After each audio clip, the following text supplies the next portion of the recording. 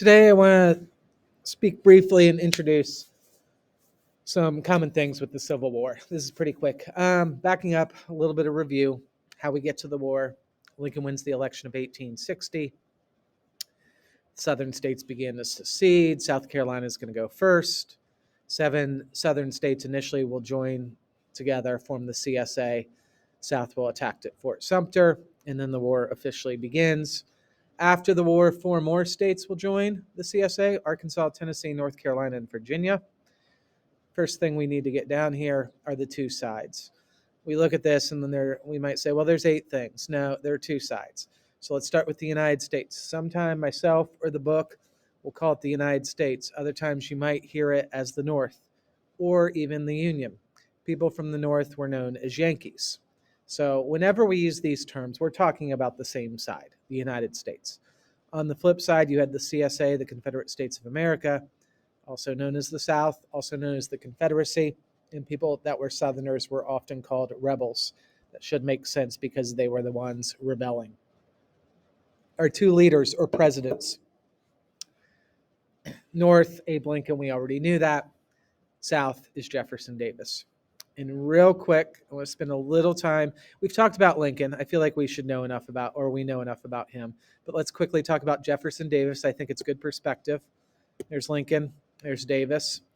So Jefferson Davis grew up on plantations in Mississippi and Louisiana. What this tells us is a couple of things. He came from money. Okay, we're using the word plantations, so we can assume his family was wealthy. Also, I think we can assume these were cotton plantations, so he is a firm believer in slavery. He goes off to West Point, and he ends up fighting in the Mexican-American War. I'll explain this real quick. West Point, it's in West Point, New York. The Army has a college. It's called Army. It's located in West Point. Anyway, it's a college you still can go to today. It's a really, really good school. It's hard to get into, so on and so forth. Most people that go into the Army college, they want to make a career out of the military. So Jefferson Davis, he does this. He fights in the Mexican-American War in the 1840s. Then he gets into politics, and we can see he makes it pretty high. He becomes the U.S. Senator from Mississippi. Keep in mind, this is before the North and South split. There's only one country. So he's the senator in the American government.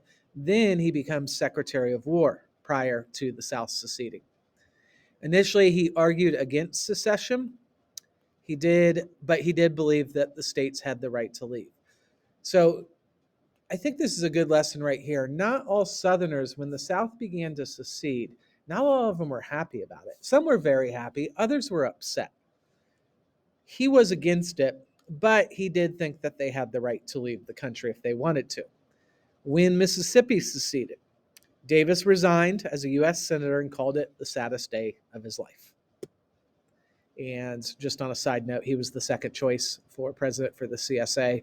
The first man, Alexander Stephens, didn't think the South should attack Fort Sumter, so they went with Davis. He ended up becoming their vice president.